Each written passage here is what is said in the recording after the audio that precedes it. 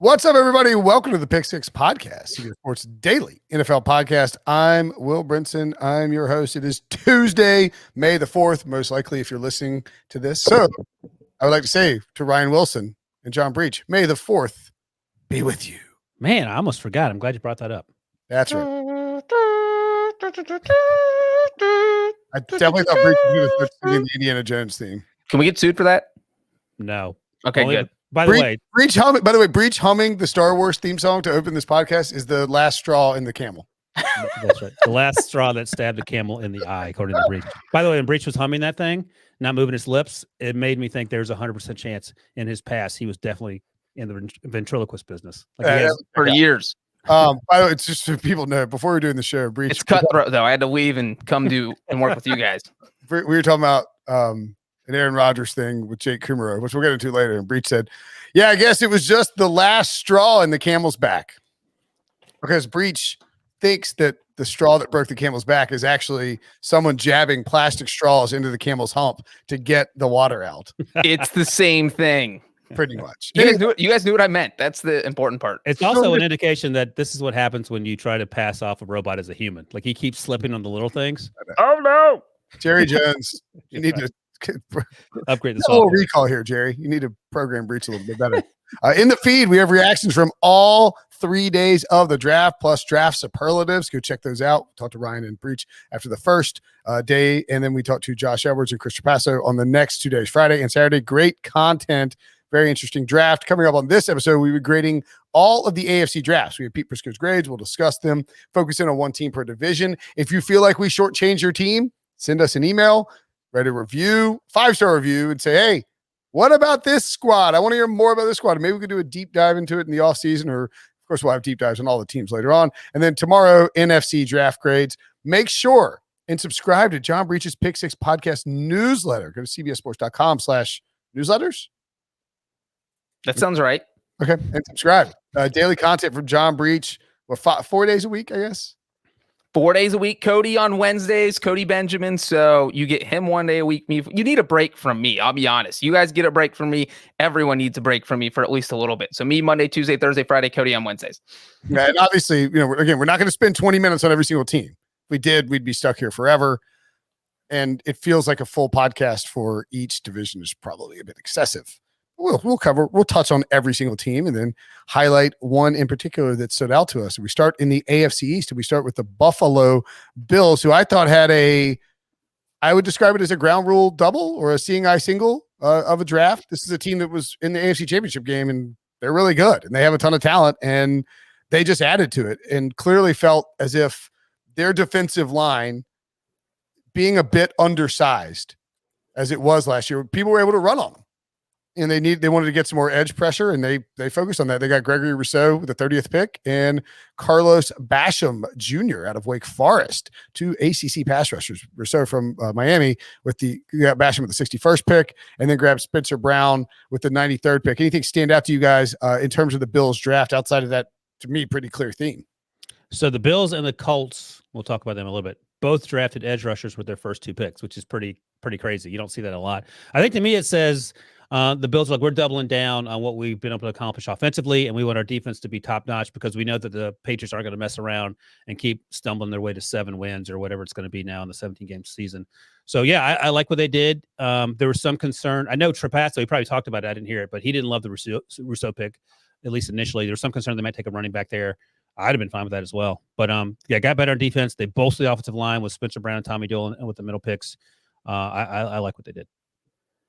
I will also throw in, I like what they did because they took someone from Miami of Ohio. What? Tommy Doyle, offensive lineman, in the 5th round. And let's not forget, they definitely win the award for taking the player with the coolest name with our friend, Mr. Wild Goose. There's somebody named Wild Goose in their draft? There is someone named Wild Goose. That is in their draft. Yeah, Wild Goose and Boogie Bash. I mean, we all have to get Wild Goose jerseys, right? This guy makes the roster. That's the first. If I'm a Bills fan, I am literally ordering Wild Goose jerseys for all my friends. By the way, that was the thing in college with Breech. Breech, what are you doing tonight? I'm getting Wild Goose. You see him 3 days later. And look, you look at like Jerry Hughes. He's 32.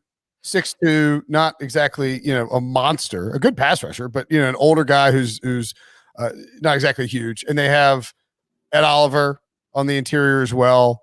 Vernon Butler, bigger guy. Mario Addison, former Carolina guy. Starlo Tulele, former Carolina guy. They added AJ Epinesa last year.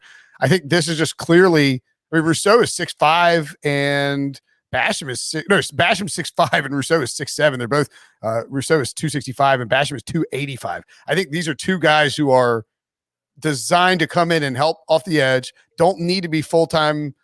You can use them in situational spots early on if you need to, if they're not fully ready to go, but also they're going to help against the run, and it'll give you a better rotation on that defensive line. So I like what they did there in Buffalo. The Miami Dolphins Buffalo got a B- from Pete Prisco. I give them a regular B, but that's kind of nitpicking. The Miami Dolphins, one of the top grade getters, top scorers in Pete Prisco's draft grades, coming through with an A for Miami, starting with their trade. They're traded from 3 to 12 and back up to 6, and they sat there at 6 and got Jalen Waddle, the explosive playmaker out of Alabama. Then they added Jalen Phillips with their second first-round pick, traded around and came away with Javon Holland, the safety out of Oregon, there in the second, along with Liam Eichenberg, offensive lineman in Notre Dame. Look, Wilson, when you have this many picks in the first 2 rounds, it's easy to come out with a good draft, right? Yeah, in theory. And they did it. I mean, I'm saying in theory, they did a good job, but sometimes teams seem to bungle their way through the draft, and we'll talk about those teams a little bit. But yeah, Jalen Phillips, the only issue with him, I didn't have him go in my final mock draft only because I wasn't sure if NFL teams were sold on his medicals. He was arguably the best the best edge rusher in 2020. Jalen Waddle, we know about his explosiveness, and I think what we're seeing here is that Tua is going to be out of excuses. Hunter Long is their tight end. He went in the 3rd round. I think I had him going in the 3rd round of my multi-round mock drafts. He sort of flew under the radar at BC, but he's a really good player. Again, sort of middle of the field security blanket for Tua, and then they got some offensive line help. You mentioned Eichenberg. They got London Coleman. I like it. This team has had 2, on paper, really good drafts in back-to-back years with Brian Flores there, and they're making their case. The only reason this team doesn't make the playoffs is because of Tua. So it's on him now, and hopefully they can find that success. They did not get a running back until the 7th round, so that is something perhaps to be somewhat worried about, but at the end of the day, if you're going to spare a position, running back feels like the one to spare. Yeah, and if you look at this draft, if the Dolphins would have just gone home on Friday and just said, you know what, we're done, we don't even want the rest of our picks, I think you could have still given them an A. That's how good their first 4 picks were. And Ryan, you just talked about them, but they had certain needs. They needed edge rusher. They got Jalen Phillips. They obviously got Jalen Waddle. Every big need they had, they filled it, and they got one of the guys who were at the top of the board. So boom, they took 4 of the first 42 picks, and I thought they hit a home run with all 4 of those. And then they went out and got Hunter Long in the 3rd round. I think he'll come in and be able to help. So they literally got 5 guys. You don't see this all the time. 5 guys who could be starting with their first 5 picks. That does not happen a lot. Yeah. Again, Phillips, I think B is probably fair there, just because it's a concerning possibility, his injury history. Waddle, I would give a higher grade than a B+. Holland, I think a lot of people really liked him and thought. Yeah, I heard Pete say on HQ that he liked Trevon Merrick better, and that's why. But I mean, I had those guys. Merrick was 1, and Javon Holland was 2 for me. So obviously, the Dolphins felt slightly differently. Okay, I like what the Dolphins did though. And you're right. It is on Tua. I mean, it is. It's just. So I don't even know who the backup is there now, but what if they start 2 and 5, and it's because the quarterback play isn't top? Signed they signed Brissett. Then you trade for Ryan Fitzpatrick and you let him play the rest of the season. 2 and 5. I think Brissett is an okay. No, he's 2 and 5, and they're struggling. Oh, 2 and 5. Jacoby Brissett's starting the next week. Yeah, okay. 2 and 5, might be 2 and 3. All right, I don't get caught up on that. But let's see what the schedule is first. But 1 and 3, you're having a conversation if it's an easier schedule. And 2 is playing poorly. Shoot, Brissett might play the second half of week 1 if 2 plays bad. How Brian Flores is operated. I do think though that this is a playoff team, barring injuries and barring Tua being terrible. It just has that look about him, and they're starting to build in the right way. This division is fascinating too because we have the Patriots in here. The Patriots garnered a B+ from Pete Prisco with their grades. They obviously landed Mac Jones with the 15th overall pick, traded up, I believe, to 38 to take Christian Barmore. Yep. Huge dude out of Alabama. Made a ton of sense for them. Ronnie Perkins in the 3rd round, the edge rusher out of Oklahoma. Ramondre Stevenson, running back from also from Oklahoma. And then Cameron McGrone, linebacker out of Michigan. That was in the 4th round when they were picking it up. But hard not to like what the Patriots did in those, especially with those first 2 picks. If you believe it's funny though that Bama is the new Rutgers, Wilson. Why is Mac getting a B from Pete Prisco? He said it's the perfect situation for him to go. I mean, why wouldn't that be an A? He didn't. If he went 3, I would understand. He doesn't like Mac. One little, you mentioned the yeah, it's the perfect situation for Mac, but not the best pick for the Patriots, is what it sounds like. Well, who else are they taking there saying. in the middle of the 1st round? Is my question, not to you, but to anyway. But let me mention the stat that I don't remember where I found it, but I wrote it down a couple months ago. The Patriots have selected nearly 10% of the available and draftable Alabama players since Nick Saban took over at head coach. He took over in 2007, I believe. So that's interesting and not altogether surprising that 2 more go with their first 2 picks. Barmore, 1st round talent. Ronnie Perkins, I liked him as a 1st round, 2nd round guy. Like he's sneaky, was really good. Ramondre Stevenson, he was my 6th running back ahead of even Trey Sermon, who was at Oklahoma before he transferred to Ohio State. Cameron McGrone was a quick inside linebacker type, sort of the way they're going there now out of Michigan. And Bledsoe played in the secondary with Gillespie, the safety of Missouri, who also got drafted a few rounds higher. I think he went in round 4. I love this draft. This draft should be an A. I feel like I'm not sure what Pete gave the total grade to, but B plus. So that's close. Yeah, because it all comes down to Mac Jones, obviously. But the other guys, like you had Mac Jones as a top. You had him going 3, and you were fine with it. And you were convinced with it. And if you like Mac Jones, Pete thinks he's a 2nd round guy.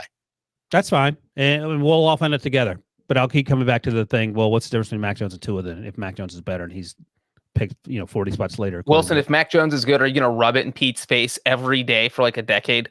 No, because I have to do TikTok guys first. Once I get through the TikTok guys. Okay. That's a long list then. You might not ever make it to Prisco. Who starts week 1 for the Patriots, Mac Jones or Cam Newton? I think it's Cam, right? I think so too. Yeah. Yeah, probably Cam. Could be close. Matt could be good right away, but that offense could take a little while to learn and may want to not throw him out there and have him stink and have people. Yeah, I mean, there's the nature of that business. Sometimes that is how it works. All right, let's focus in on the New York Football Jets, who only got a B from Pete Prisco, despite, golly, I was asked on by Kyle Bailey on WFNZ about a team whose draft I really liked, and the Jets came to mind. Now, again, a lot of it depends on how you feel about Zach Wilson versus the other quarterbacks, Justin Fields, Mac Jones, etc. Trey Lance.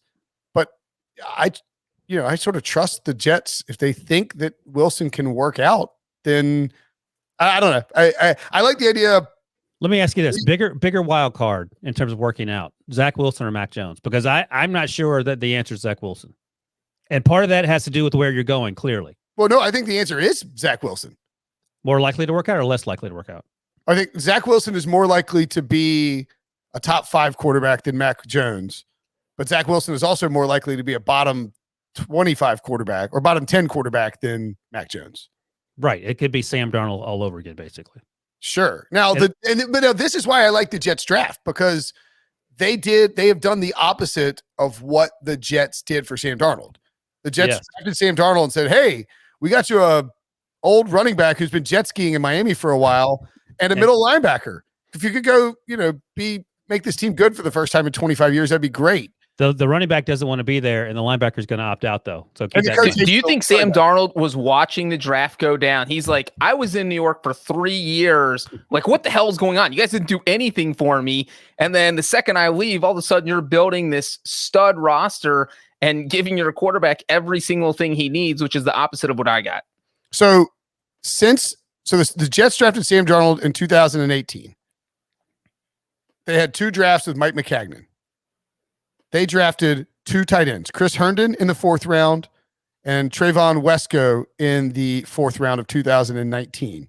They drafted 1 running back in those drafts, Trenton Cannon in the 6th round of 2018 with Sam Darnold. They didn't draft a single wide receiver for Sam Darnold in the first 2 years. They came back and get Denzel Mims in the 2nd round. They grabbed Michael Pirine in the 4th round. This is under Joe Douglas. I believe Yeah, because Joe Douglas drafted Mekhi Becton in the first round.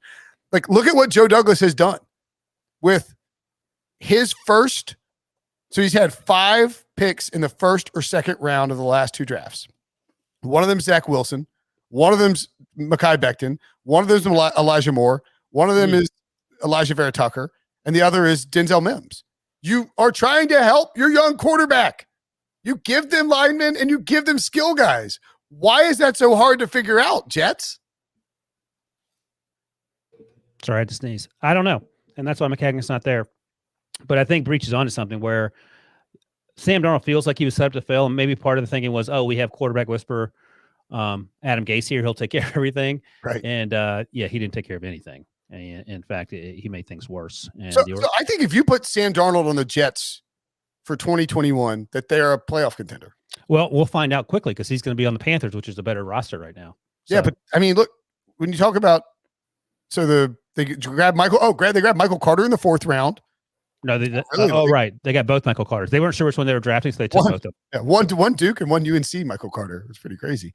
But they had a great draft. Like I'm not sure which part Pete was frustrated with. Maybe he doesn't love Zach Wilson, and that's certainly fine. It's all Zach Wilson. But I mean, you talk about the play. Elijah Moore is awesome. He's electric. Michael Carter is awesome as a running back. So I think, and they got the offensive line help, but you know, they traded to get it. They had all the draft picks to be able to do that. So if you have Mekhi Becton standing next to Elijah Vera Tucker for the next 7, 8, 9, 10 years or whatever, that solves the same thing we said with the Bengals in the lead up to the draft. That solves a lot of problems.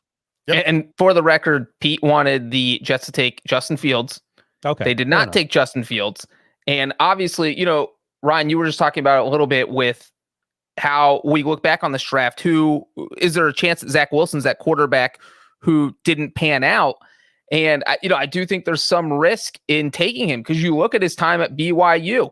He was average for the first 2 years he started. All of a sudden, he has a breakout season, but it was the COVID year. And the only reason that's worth mentioning is because of who BYU played. You know, like I think that's going to be your knock on Zach Wilson is that, hey, look, you guys didn't really play any good teams during the year you were awesome. So what's he going to do in the NFL when, you know, his receivers are only open by 6 inches and you have to get the football in there? And I remember the thing that really Jay Gruden talking about Kirk Cousins a few months ago said he just always got frustrated with Cousins because everything had to be perfect. Cousins wouldn't throw it unless his guy was open. And that feels like you could get something like that with Zach Wilson because he hasn't had to play at the level he's going to have to play at to be successful in the NFL. That's not saying he can't do it. He might pan out. They might win a Super Bowl with him, but that is something definitely worth watching. Hey, let me ask you this, Breech and Brinson, because those Gruden comments I've forgotten about them and they're important. But who do you trust more? And I'm actually not even joking. I don't know what the answer is. Do you trust Kyle Shanahan, who maybe isn't the best evaluator of talent, but loves Kirk Cousins? Like he's had some questionable drafts, or even like signing McKinnon to that huge deal and that didn't work out. Sure. Or do you trust Jay Gruden, who was, face to face with Kirk Cousins for a while? And who did he bench Kirk Cousins for eventually? Did he bench Kirk Cousins? Maybe he did. Maybe he was just frustrated with him. Yeah. I think that Kyle Shanahan believes he can make everything perfect for Kirk Cousins. I think they're both right. But he would rather have Kirk Cousins than Jimmy G, I would imagine, if I had to speculate. Right? Yes. Yeah, he would rather have Kirk Cousins. He loves Kirk Cousins. But I also think there's a chance that Kyle Shanahan would rather have Zach Wilson than Trey Lance. Yeah. See, I don't know about that. Yeah, I don't know about that. But I mean, we didn't know what the hell. Three knowing Zach Wilson wasn't going to be there. I don't know. Well, we didn't know. I feel like he did know Zach Wilson was not going to. Robert Saul was his buddy, and he probably he knew Zach Wilson wasn't. Oh yeah, and he was still fine making the trade because he's like, oh, whatever. I don't want Zach Wilson. I think they actually may have been comfortable with 5 quarterbacks. I don't know. I think they knew what they were doing. I mean, Adam Schefter said earlier today on the Underdog Palooza fantasy show draft show with Josh Norris and company. He described it as they were prepared to propose to Mac Jones, and then traded up, and then ran away with another woman. See, I don't believe that. I don't believe that. And no disrespect to Adam Schefter, but you don't trade up because we're 95% of the way through this thing. These teams know who they like. In the last 5, you're going to trade up from 12 to 3, give 3 first-round picks. I can see if you're sitting at 27 and you have some uncertainty in the room about who you want to take. But I don't imagine you give 3 first-round picks with the understanding that you're going to take player A and then fall in love with player B. That just seems like too much crazy town. Okay. Crazy town. No, What about the deeper part of this Jets draft really quickly? Anybody stand out as a second or third day guy worth noting, Wilson, for you? They got Hampton Ezra-Ladine, the safety out of Florida State, had an ACL injury that cut short his 2019. He's like a box safety, but he's incredibly athletic. I was hoping he'd have a better season in 2020 and improve his draft stock. But again, more defensive help, which is exactly what they need. And Jamie Sherwood, too, is a guy that I love. He's actually sort of like Natural Dean in the way he plays. He plays a little deeper, but he's mostly a downhill, punch in the face type guy. So those are two names that stood out to me. And Trapasso gave a A- to their final pick, which was 6th rounder Jonathan Marshall, defensive lineman out of Arkansas. There you go. All right, there you go. Let's move on to our next division, the AFC North. Who will our feature team be? Should have been the Browns, but you guys, I want to talk about the Bengals. Who said that? Devo. So the Ravens, we'll start with the Baltimore Ravens because we can go in alphabetical order and that just makes life easier. The Baltimore Ravens had 2 first-round picks after dealing Orlando Brown to the Kansas City Chiefs, and they come away with Rashad Bateman at number 27, the wide receiver out of Minnesota, killed by Pete Prisco here with a C. He liked Elijah Moore better. I know he was texting about it. And Jason Owe with a B-. There, the edge rusher out of Penn State. They also grabbed Ben Cleveland, Georgia offensive lineman in the 3rd round, their 2nd-round pick. Or do they trade back into the 2nd round? I can't remember. I'm not sure. I mean, you're asking wrong. 2nd round. Their 2nd round pick went to KC. There you go. In the Orlando Brown trade. That's right. And then Brandon Stevens, SMU cornerback, Tylan Wallace, like potential superstar out of Oklahoma State, had torn an ACL, and I was shocked he was there in the 4th round. I love that pick. Pretty good draft for the Ravens. Nothing. I mean, I guess, again, with these, you talk about these, when Pete's giving out the grades, he gave him a B-, probably because he didn't want Eric DeCosta calling him up and complaining that he crushed him, would be my guess. Pete's scared. So he did that, but clearly he didn't really love their draft, especially up top. Wilson, would you agree or disagree? No, the thing about Elijah Moore is that he's basically a version of Hollywood Brown. So how many Hollywood Browns do you need in that team? Rashad Bateman plays big. He didn't have a great 2020, in part because I think he lost some weight after having COVID over the summer, and he said it affected him. But his 2019, he was dominant. Like, he was just taking over, played outside. He can play inside. So I wouldn't take Elijah Moore over Rashad Bateman, given what the Ravens need to do and given who they have on their roster. Maybe at the end of the day, Moore becomes a better player, and that's certainly fine. By the way, Jason Owe, I love that pick. I thought he was going to go. I actually had him going to the Ravens in the 1st round. I had him going. Odafe Owe.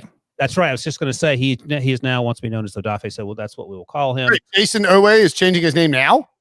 No, well, Jason was his middle name, and he went by that because it was easier for everyone at Penn State. But now that he's in the NFL, he's like, all right, you're calling me by my first name, and that's what we're going to do. Interesting. I don't want him to get mad at us.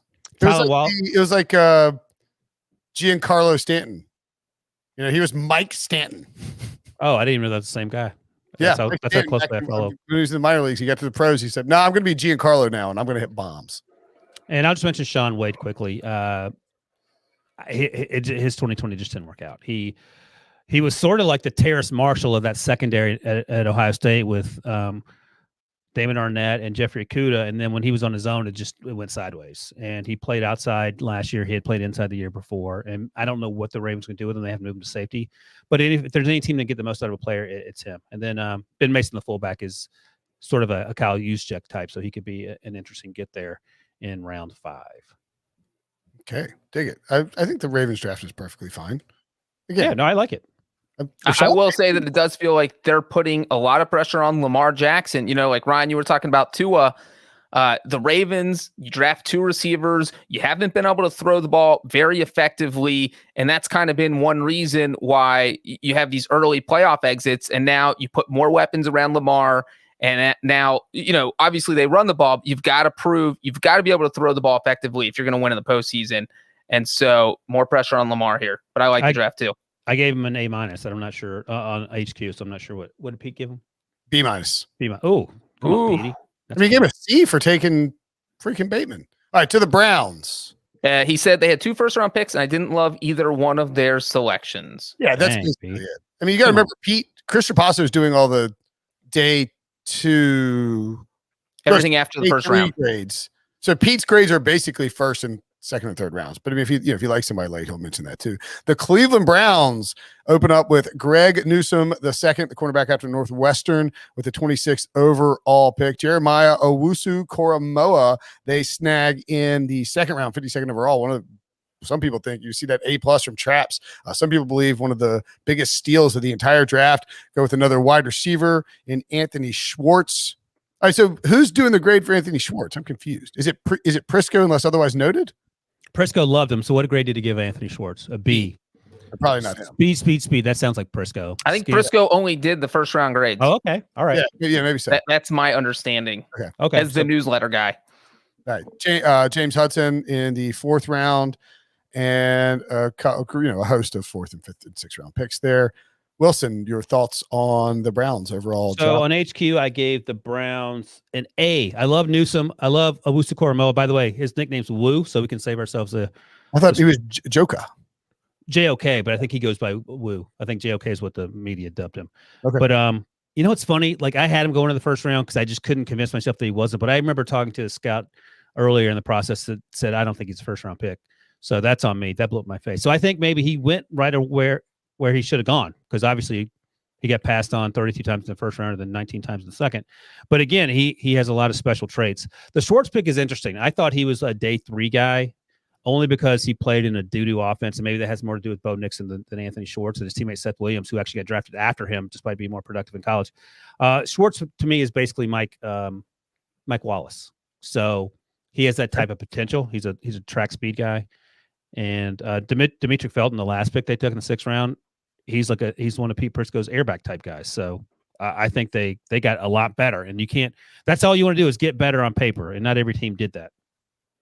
Yeah, and one thing I like about the Schwartz, there's no pressure on him going in there. You have Jarvis Landry, you have Odell Beckham. So at the very best, you're going to be asked to be a third receiver, and I think that's something he can succeed at. You guys also, you just talked about JOK, and I thought Cleveland had an awesome draft, and they've been doing everything well this offseason. You add Greg Newsome with your first round pick when you've already been beefing up your secondary with guys like John Johnson and Troy Hill. I mean, the Browns just look stacked on paper right now. The Browns are just a good football team. Mm-hmm. They're freaking. Think about it this way: Andrew Berry had I a can't kid. think of the owner's name. Haslam. Jimmy Haslam fired up to the max. Finally getting out of the way and letting Andrew Berry and Paul DePodesta. Well, think about this. Andrew Berry had I think a daughter born the night before the draft, or maybe that morning of the draft, and they still crushed it. If Freddie Kitchens was having a kid born, we still wouldn't know where he would be right now. Like he'd be out somewhere. Like, where's Freddie? We wouldn't see him until the 2023 draft with a full beard. Yeah, it'd be nuts. Yeah. I just think when you look at what Cleveland did, that's a playoff team from last year. Baker Mayfield could take a big step forward this season. He knows he's playing for money.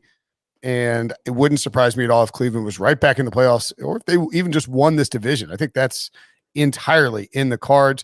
The Pittsburgh Steelers didn't get a good grade from Pete Prisco, a C, mainly because they took a running back in the first round, even though 24th overall.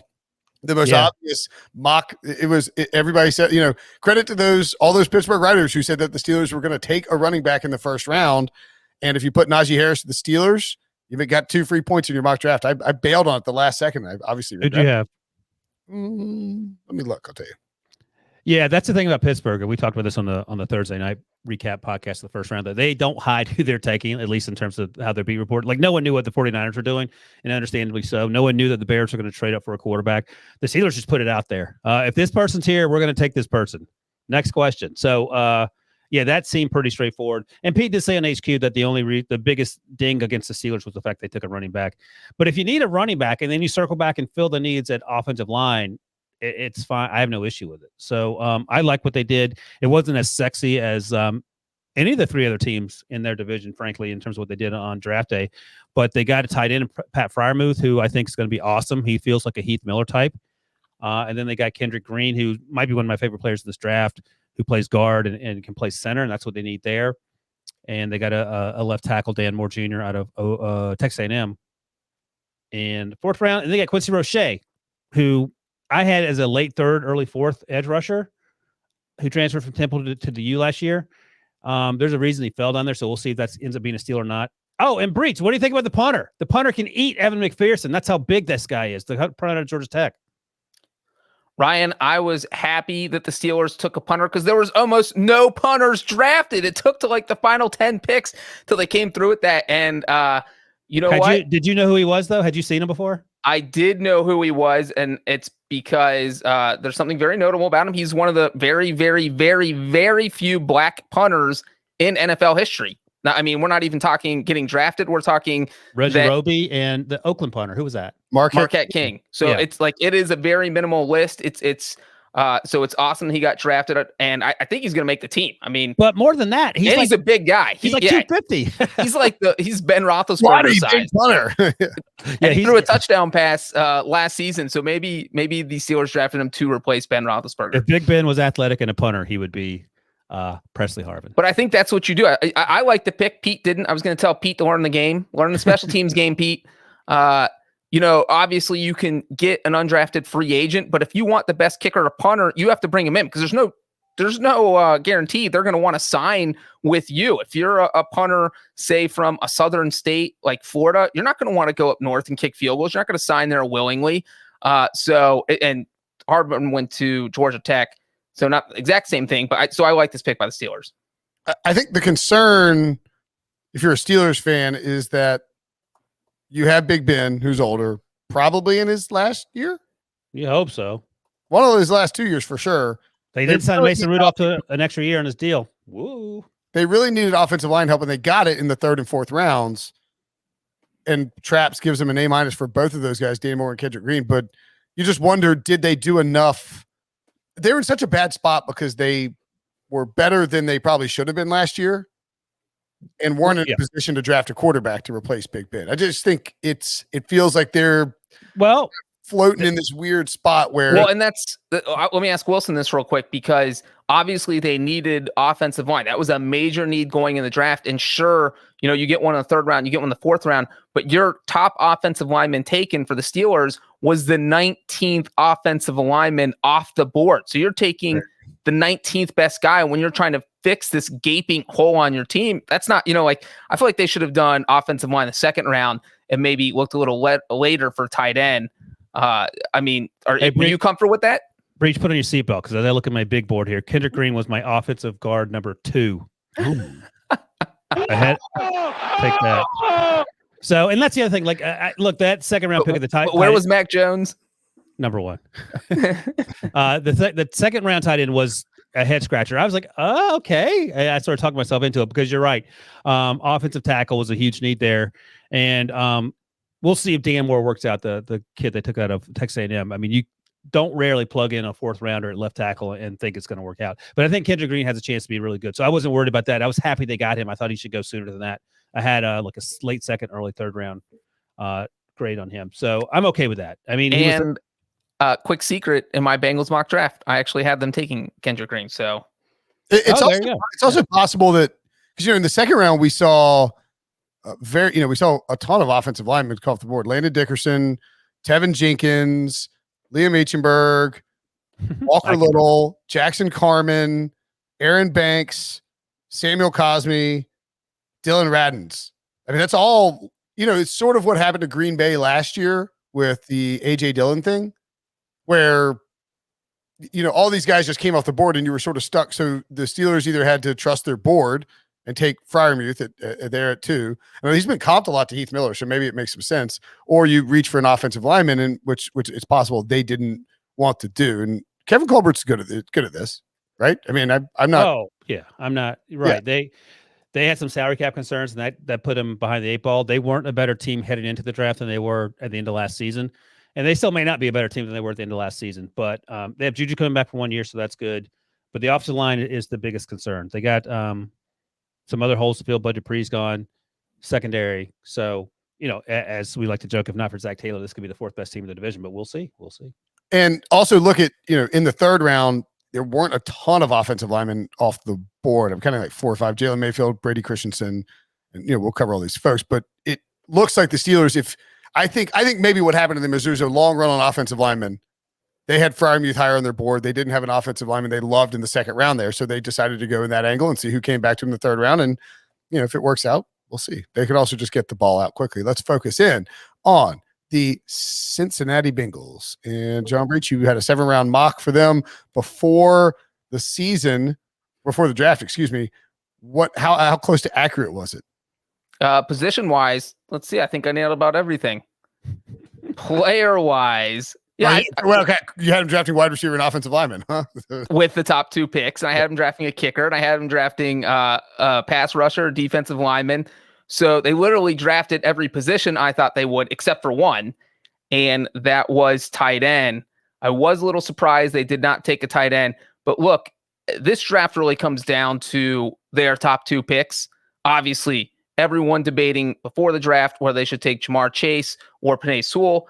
And, I think what got lost in all that is that the Bengals needed guards. Like they knew who their starting tackles were going to be for the 2021 season. It's going to be Riley Reif and it's going to be Jonah Williams. So if you draft Penei Sewell, you're kicking him inside the guard. Is that really what you want to do with your 5th overall pick? So I think part of you saying, do we want Ja'Marr Chase, the hands down top receiver in the draft in our eyes, or do we want a guy that we're going to kick into guard?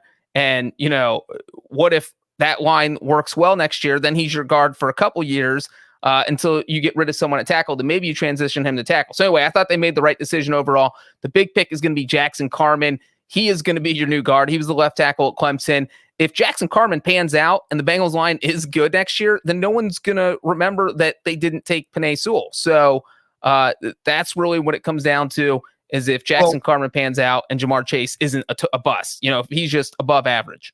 And I would say this too, and I said this before the draft. If you were looking at the wide receivers on the board, the Bengals were going to have to decide, do we want Ja'Marr Chase and one of Landon Dickerson would just come off the board to the Eagles, the pick before. They could have stayed there and taken Tevin Jenkins, Liam Eichenberg, Walker Little, or Jackson Carman. Do you want Ja'Marr Chase and one of those guys? Or do you want Penei Sewell and Elijah Moore? Now, you might say that Penei Sewell and Elijah Moore on talent and on base and on full breakdown are better than Ja'Marr Chase and Jackson Carman.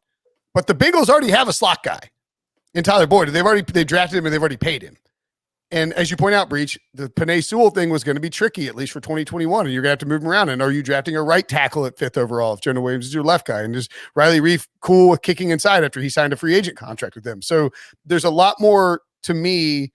It always made more sense that they would go Chase and then come back and grab the offensive lineman in the second because of the nature of where their roster sits with slot receivers and with the tackles. It also makes more sense now. I thought they should have gone Penei first. I think Breech, I'm not sure Breech changed his mind on that at the very end, but I know at one point he was thinking the same thing. Penei first and then circle back for wide receiver, because Elijah Mitchell, he can play outside if you need him to, but so can Tyler Boyd. They're different size wide receivers. But either way, if the idea is, okay, we're going to take Jackson Carman with the knowledge that he's going to kick inside the guard, which had been a conversation about where his prospects would end up, then even better. You don't need to take a guard at the top of with the 5th overall pick. So that's perfect. And then Deontay Smith is an interesting prospect at ECU. He has like 50-inch arms. That's an exaggeration, but he has extremely long arms. He's extremely athletic. He's just raw and one of those guys that you hope can put it together without any pressure of having to play. So if you're already knew as the Bengals that you're going to go with Jonah Williams on the left side, Riley Reif on the right side, we want to get a guard here, then absolutely you take Ja'Marr Chase there. And Cameron Sample, I like a lot. I think I had him in like the second round of some of my multi-round mock drafts. Tyler Shelvin is a huge human being. We know that Breech loves McPherson. And they filled out the special teams there at the end with White Hubert. Yeah, let me see, Breech. I gave them an A. Them and the Browns had the best grades in the AFC. I would have given them A-. Pete gave them a B-. What's going on, Presco? Learn the game. A B-. Are you kidding me? Yeah. He hated that they drafted a kicker. And I'll just say real quick about McPherson that just talking to my dad after the draft, he thought McPherson was round. And he was the only kicker drafted. But I think the feeling was that Darren Simmons, the Bengals special teams coach, said, if you want to get the best kicker, you have to overdraft him by a round. And because they traded with the Patriots, they got 2 extra 4th round picks. So they got all the guys they want in the 4th round. They said, all right, we're going to grab our kicker in the 5th round. And so, I always want to see a team grab a good kicker, especially the Bengals. So I was thrilled with that pick. I thought they made the right decision there. Just if they had not gotten those 2 extra 4th round picks, it would have been a little iffy taking a kicker that high, but I was fine with it in that sense. And so I think he will thrive in Cincinnati, and I will talk about him on every podcast next season so that Brinson cannot play that godforsaken, oh my, he missed. Please don't hurt yourself on any kicks, Evan. When we come back, are the Jaguars a sleeper to win the AFC South with their draft? We'll tell you next. The Houston Texans are where we will begin with the AFC South grades, and I can tell you this will be a quick chat because they didn't have any picks. They had 5 of them, and the first one they used on a quarterback, which led to a shockingly large amount of speculation or just discussion on the NFL Network broadcast. Like Rich Eisen was apoplectic about the Texans drafting a quarterback in the 3rd round. Jeremiah was saying basically this means that Deshaun Watson's not coming back, and he's not one to break news. I was like, oh my gosh, what's going on? I think that's probably right.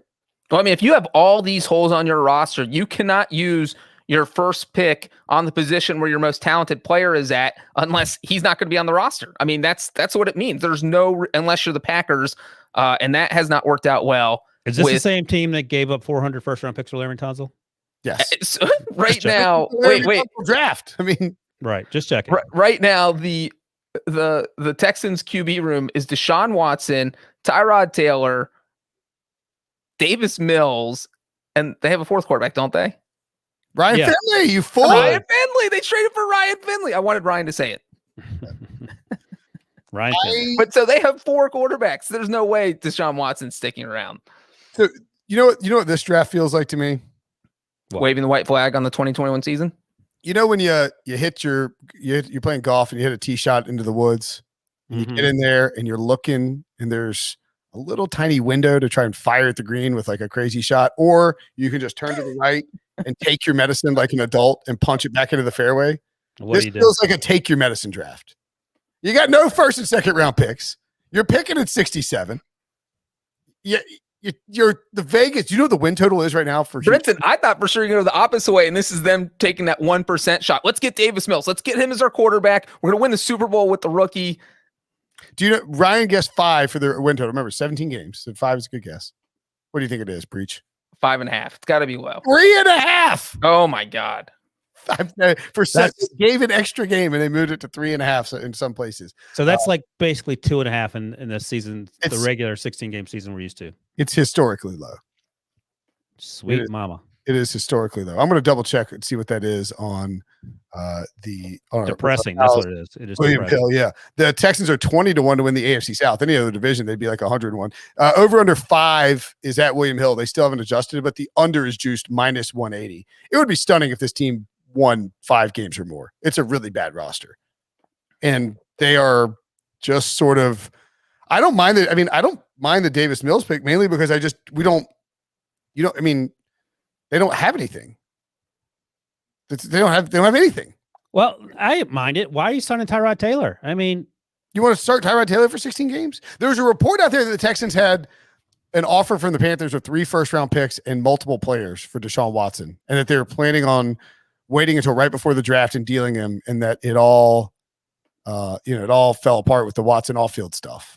So now they just kind of have to sit and wait. You're just sort of nothing bothers me about the Texans because they're just waiting to see what happens with Watson. Yeah, I think the real loser here is Nick Caserio. He probably wishes he didn't take this job because I'm guessing he didn't know anything about the allegations facing Deshaun Watson. He knew about the Deshaun Watson wanting to leave Houston part of it, but then things just got immeasurably worse once he arrived. Also, have we seen David Culley? Is he still there? Like, I haven't seen his face. I don't know if he spoke to the media over draft week, and maybe he did. I did see Caserio, but someone check in on him too. Seriously, where is he? So, Indianapolis Colts. Let's move on. We don't need to talk about the Texans for very long. They stink. What's funny is the Texans got an overall D grade, just real quick, but we gave all their picks a B or better. Yeah, it's easy to just give somebody a D when, it wasn't Pete grading any of their picks. They didn't have any picks when Pete was doing the grades, So, and he loved Davis Mills. I'm surprised he gave him a bad grade. Interesting.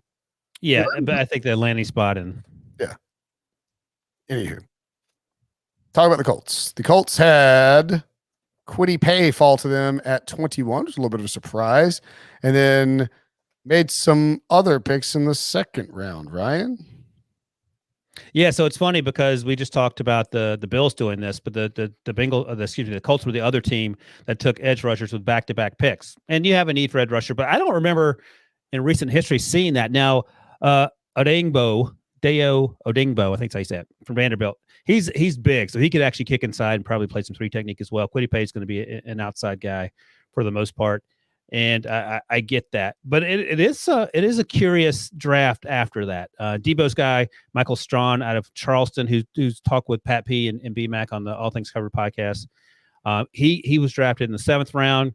He's a big, fast receiver who hasn't played against anyone, so we'll see how he matches up against better talent for sure. Ellinger was drafted in the 6th round, which is fine. He's just going to be a backup. I'm not sure how that's going to play itself out. And Ryan, we raised the question on Saturday. What does this mean for Jacob Eason as the starting Colts quarterback? Are you scared at all about what this means for Jacob Eason's future, or is it maybe Carson Wentz in trouble? Carson Wentz. I think Jacob. I mean, we don't know anything about Jacob Eason because we didn't have. One of the things I'm most excited about is preseason football. In part, is it just 3 weeks now, Breech? To what? So preseason's just 3 weeks long. Yeah, 3 games. But we get to see these rookies that we didn't get to see last year. So we have no idea if Jacob Eason can throw the ball overhand or not after he joined the Colts. We know he could do it in college. So yeah, that's interesting. I mean, I feel like you're taking Jacob Eason all day long over Ellinger, but who the heck knows? I think it's just a roster filler, but we'll see. That's the great thing about preseason. How long do you think the phone conversation went between Frank Reich and Carson Wentz when he had to tell him they were drafting a quarterback? Because Carson Wentz is sensitive, and if he would have found that out through the media, he's quitting the team on the spot. Yeah, Look, so Carson, that's the first call you make. We got to take a quarterback. We're going to do it. It's in the 6th round. You don't have to worry. Or do you? Or exactly. That coward. Yeah, I'm fine with this draft. It feels, a lot of times I think we look at Chris Ballard drafts after the fact and you don't feel blown away by them. And then it just turns out that Indianapolis is really good at identifying talent. I gave them a B- on HQ. I mean, probably know though real quick, they did not. They had one glaring need at left tackle, and they did not go out and fill that need. So they got to figure something out over the next couple months. Yeah, Sam Tevy, they should have traded for Orlando Brown. Would you rather have Kwity Paye or Orlando Brown? Well, that's the thing. They don't have a left tackle other than Sam Tevy, who he struggled at times last year in Los Angeles. I mean, they probably could have gotten the 27th pick back, give 21 for Orlando Brown at 27. And I mean, that's sort of what Kansas City did. I would have rather done that than take Paye at 21 if it's me personally. But yeah, we'll see. Yeah. Sam Tevy protecting Carson Wentz, not exactly what you want. The Jaguars had, of course, a good draft in the sense that they started off with Trevor Lawrence, an A+, an easy pick, but then a very curious selection of Travis Etienne at 25th overall. Not because I don't like Travis Etienne, I love him, but after the draft, Urban Meyer, I almost called him Carson Wentz and Pete Prisco. What I did? Urban Meyer came out and said that Etienne is going to be their third down back, which you don't use a 25th overall pick for your third down back. Tyson Campbell, a nice grab at 33 overall. Walker Little helps beef up the offensive line. Pretty good draft in general, but one thing that stands out to me is that if you look at the history of what's his name? The GM, Trey Baalke. Mm-hmm. He is obsessed with drafting people who have torn ACLs. Does that mean I'm getting drafted? Maybe. Tyson Campbell, I believe, had a torn. Right? Did Tyson Campbell have one? No, back to back. It was Walker Little in the 2nd round at 45th overall, and Andre Cisco, the safety out of Syracuse, at third round, 65th overall. Both guys coming off ACL injuries. Well, I think one reason you do that though is because their stock falls. Exactly. And that's how you get value. The guy, yeah. I mean, sure. In fact, Breech, because I know you're going to ask me, I had Walker Little as a 4th round pick, so he goes in round 2 just because of the injury concern, and I had Andre Cisco as a middle of the 3rd round pick as top of the 3rd round. So, I mean, there's an article on NBC Sports Bay Area Jags Balky, shocking nobody, drafts 2 players who tore ACLs. Where is that? It is just on like NBC Bay Area. Oh, okay. I know. It was Ahead of his hiring, NBC Sports Bay Area's Brian Witt wrote that 49ers fans won't be surprised if the Jags also draft a player coming off a torn ACL or 2. I mean, they did just that. That's crazy. He just loves doing it. It happens. And also, I think it's been pretty funny how open Urban Meyer was about the draft. You know, all these coaches are keeping their cards close to the vest, and now you have Urban Meyer just saying, "Oh, you know what? I actually wanted Kadarius Toney. I guess that's who they were targeting at 25th overall. He got drafted by the Giants. So then it's like, you know what? Let's just take Trevor Lawrence as teammate. Let's bring the band back together." And that's what they end up doing. And another thing is that apparently Urban Meyer went up to Trent Baalke and was like, how can we get Kyle Pitts? And Baalke was like, man, I know this is your first draft, but there's no way we can get Kyle Pitts. It's like, we got 1 in 25. Well, what did they? What was their second one? 1 in 23, and they traded back maybe? I don't know. Maybe you give up the 25th overall in your first round pick next year. Would that have done it? Urban Meyer said he wanted Kyle Pitts. This is a great tweet from JP Shadrick. How do we get him? Baalke said he looked at him like he had 5 heads. Well, you don't take Trevor Lawrence. That's how you get him. You kidnap him. That's the only way you're going to get him. Yeah. Bizarre. So anyway, that's what the Jaguars did. Player-wise, I think it's pretty good, but Jaguars, we still got to see on how they could be dark horse, you know. They're a dark horse in their division. Yeah. If the Carson Wentz thing goes sideways and Titans don't have a bounce back here, we'll see.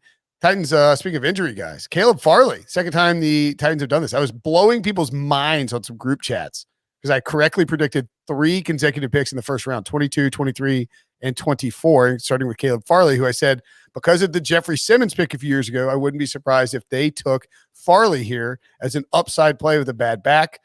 2 back injuries. I think he tore his ACL in like 2017, but a top 5 talent, Wilson, if he is healthy. They also grabbed Elijah Molden, another cornerback in the 3rd round, who got an A- from Trapasso.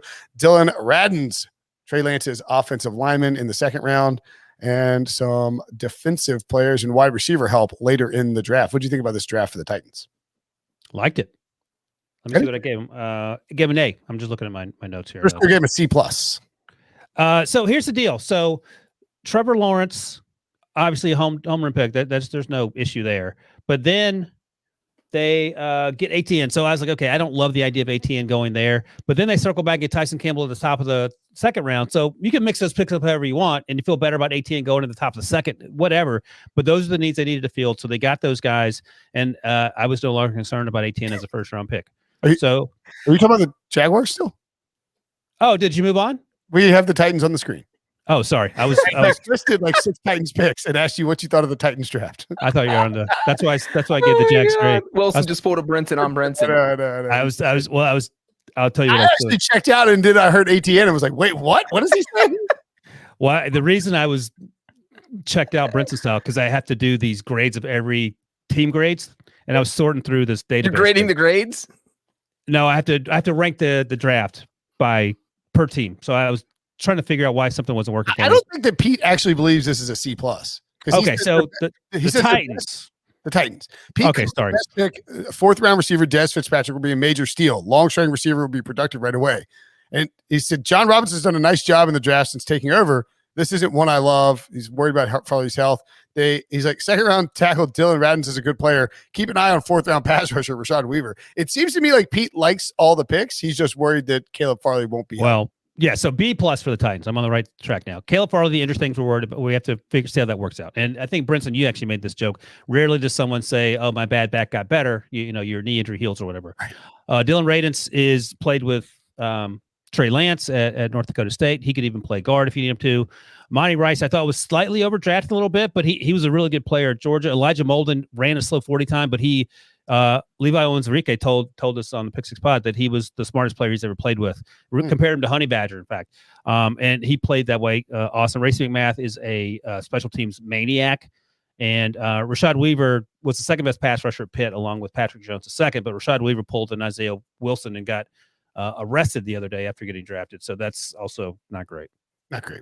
By the way, Trapasso gave Monty Rice a C+ here. It reads like an A+, or it reads like an A- draft grade. QB in the defense who moves well, faster, he's quick, can run on the seam with tight ends, very reliable tackler. I don't know. I like this draft. If Farley hits, it's a good draft. I do think, man, for fantasy football purposes, if you're in dynasty leagues or drafting now for whatever reason, or doing best ball, where you draft now and then you just don't change anything at all. I mean, AJ Brown might see 200 targets. We'll see. On his roster. We'll see. It's AJ Brown and then Josh Reynolds and then Anthony Firkser.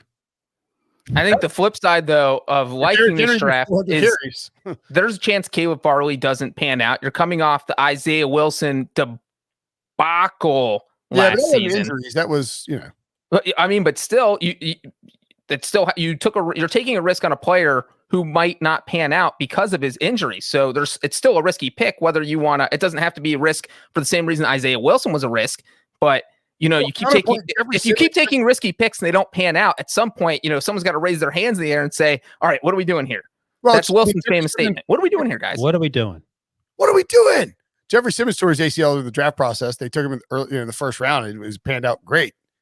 Some of the first round picks, like, Corey Davis, obviously, Isaiah Wilson haven't worked out quite as well.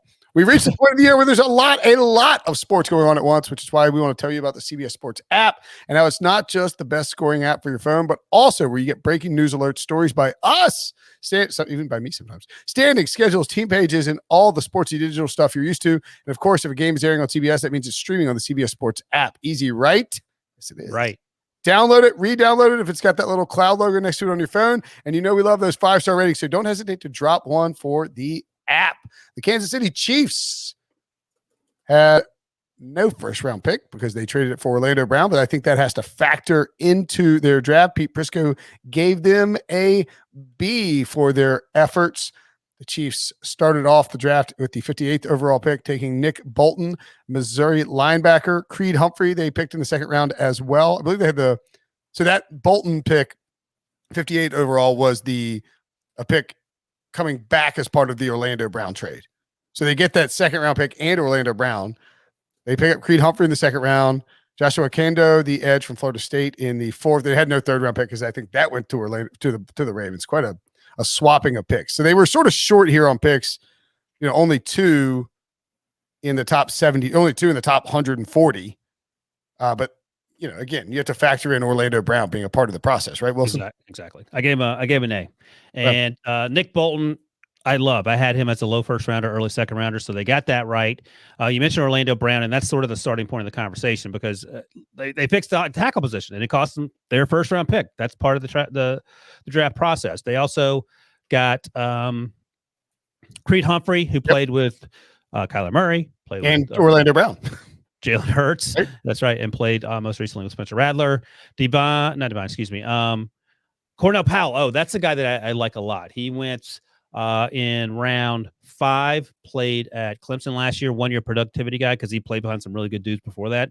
But he reminds me of sort of what Sammy Watkins they wanted him to be, and he has an opportunity, I think, to go to an offense where he's not going to be asked to do much, but his job, he's not going to have to be the superstar, sort of the same way we talked about Anthony Schwartz in Cleveland. And finally, Trey Smith went in the 6th round. He's a day 1, day 2 talent who had some medical concerns, and that's why he fell. But again, offensive line, got a center and a guard. They drafted Orlando Brown. They signed a bunch of guys. And, Breech, you were talking about keeping Joe Burrow upright. If Andy Reid keeps Patrick Mahomes upright, that's why they're currently the favorite to win the Super Bowl. Hey, would you rather have Orlando Brown knowing you're going to have to give him a huge contract, or Tevin Jenkins? Tevin Jenkins, but, I don't know what their thinking is on the windows and all of this stuff. I imagine the windows. You can win. You've been to the AFC Championship game 3 years in a row and the Super Bowl 2 years in a row, and you only lost the Super Bowl because you couldn't protect Mahomes. So I think, I'm just wondering if we think the Chiefs, did they think that somebody like a Tevin Jenkins would be? They didn't believe any of the top tier offensive linemen would be there for him. No, I mean, Tevin Jenkins was, I think I had him like a early second round guy. So I'm sure teams thought, because, we always, and that's the other thing, the media, I'm going through the all 259 picks, and the amount of guys that were drafted that media folks didn't even know was on the radar, and I include myself, just points to the fact that NFL teams and the media folks, they don't always share the same information. So I think that Tevin Jenkins, they may have had some inkling that he might be there, but maybe they didn't love him. And they knew what they had in Orlando Brown. And they also knew, by the way, how Orlando Brown was going to play in the NFL because they've seen it, obviously.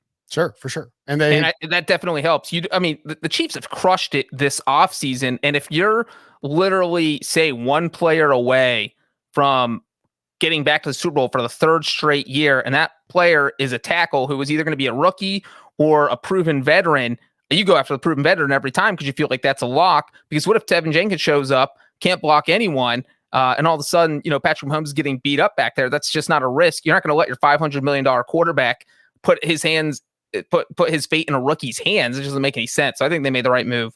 By the way, Breech, get rid of cue with the music, Brinson. Breech dunking all over himself because Tevin Jenkins is going to play left tackle for the Bears and for Andy Dalton. And if Breech says he can't block anybody, Andy Dalton's a walking dead man. And if the Bears had an option between Orlando Brown and Tevin Jenkins, I'm sure they would have taken Orlando Brown also. Unlikely, considering that the Bears are the Bears.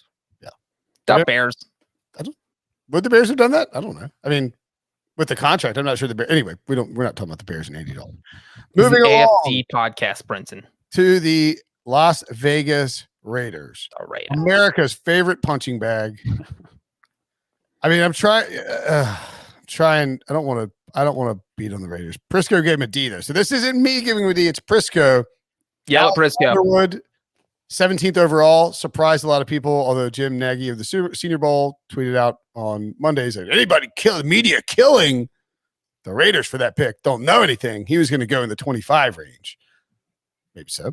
And then Trayvon Moehrig, the safety out of TCU, they traded up to get him. Many people thought he would be a first-round pick. Malcolm Kuntz, edge rusher from Buffalo, in the 3rd round. Divine Diablo, another safety in the. So they took 2 safeties in the top 80 picks. That's a Divine might end up moving to linebacker. He's a big guy. Okay. So he's a hybrid guy. All right. Yep. A well-liked prospect, just worth noting. And then they came over with Tyree Gillespie, Nate Hobbs, and Jimmy Morrissey to close things out. Wilson, what did you think about this draft? I gave him a C in the moment when we talked about an HQ.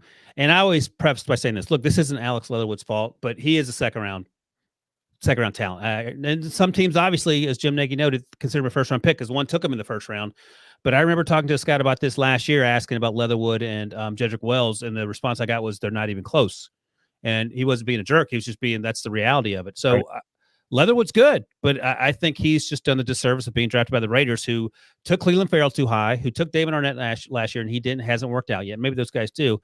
But look, again, I just said this with the Jaguars pick when I was speaking out of turn, but if you like Moehrig as a first-round pick, just swap Leatherwood and Moehrig, and then you feel better. That's fair. Same thing.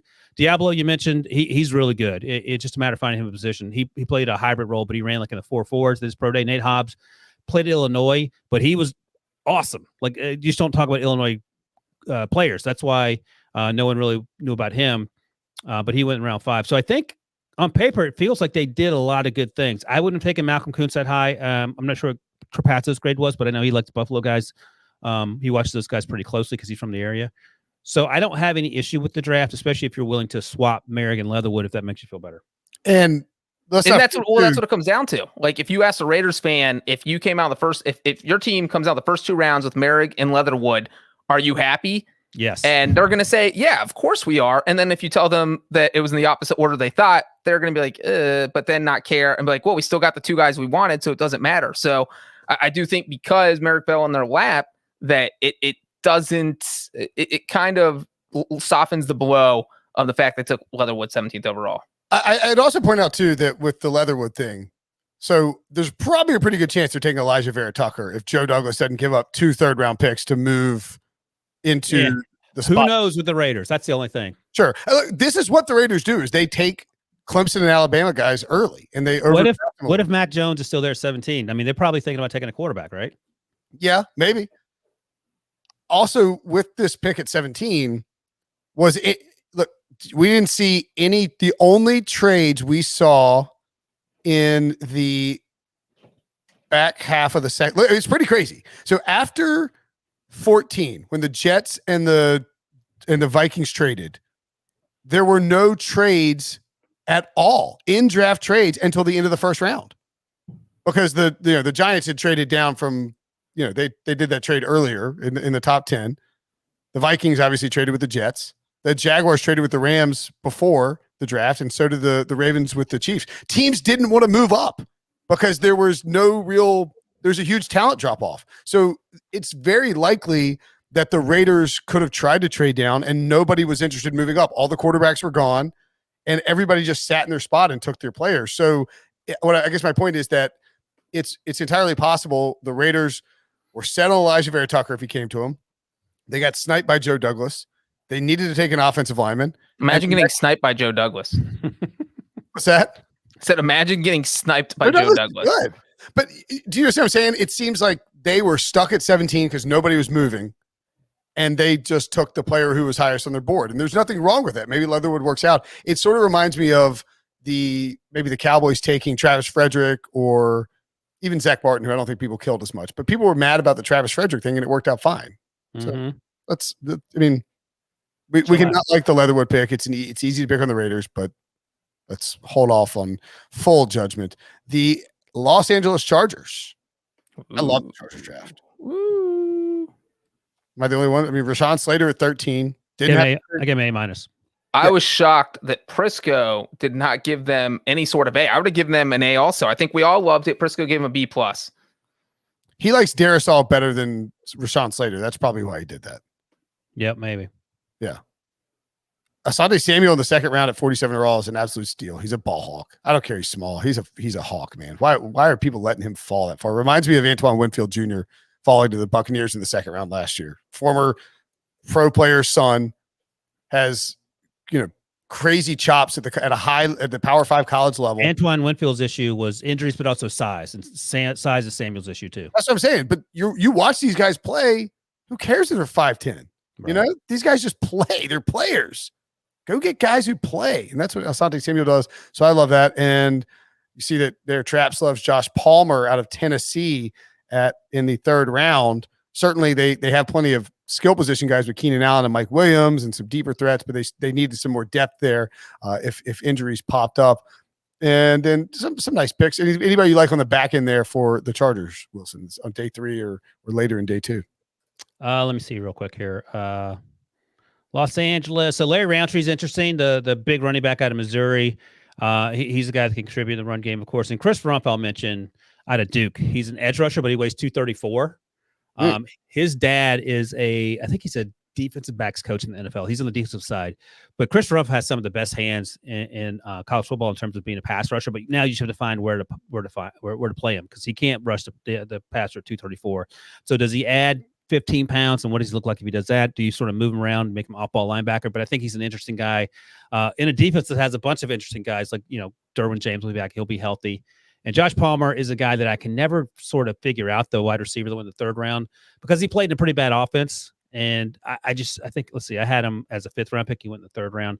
Pete liked him a lot, and he talked to folks that like him. So, playing with Justin Herbert will probably make you better. So those are a couple of names that I like. Okay. Chargers, man.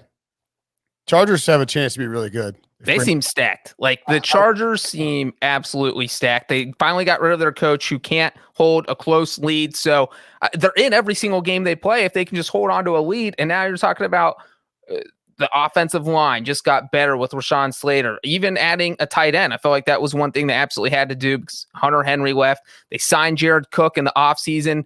And then now you have Trey McKitty in there who doesn't have to go in and be the starter. The Chargers seem like they're loaded.